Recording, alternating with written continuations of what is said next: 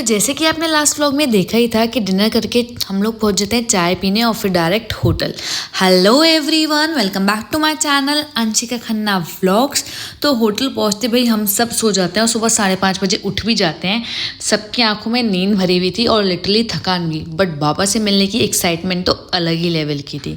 तो फिर क्या था, सबको उठाते हैं और फिर ना मैं और मेरी सिस्टर जो है होटल की ना बैल्कनी पे चले जाते हैं। मतलब इतना प्यारा व्यू था ना वहाँ से, ये देखिए लिटरली सुबह के 5:45 ही हो रहे थे और इतना सुंदर व्यू था, इतनी शांति थी, इतना सुकून फील हो रहा था। ऐसे विंटर्स में होता है ना कोजी सा वेदर, बिल्कुल वैसा ही, एकदम शांति और एकदम सुकून, पीस बिल्कुल। तो मैं बस वहाँ थोड़ी देर रुक गई थी, हर एक मोमेंट को जी रही थी शांति में और ये मेमोरीज कलेक्ट कर रही थी। फिर क्या था, ये था मेरा आउटफिट और इन बैंगल से ना मैं लिटरली ऑब्सेस्ड हो गई हूँ। फिर हम सब रेडी शेडी होकर निकल गए थे बाबा से मिलने के लिए।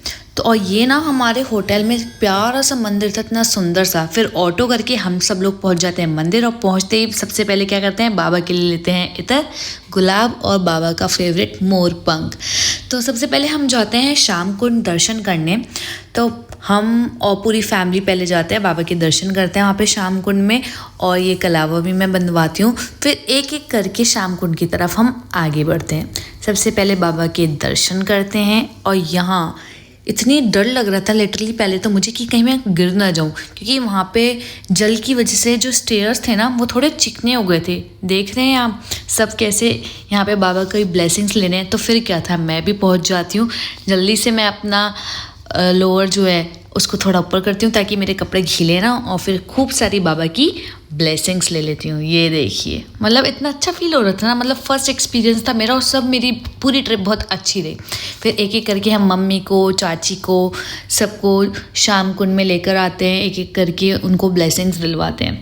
और फिर क्या था, फिर हम लोग खूब सारे बाबा की ब्लेसिंग्स लेके दर्शन करके टीका बिंदी के लगवा के आगे निकल जाते हैं मंदिर की तरफ।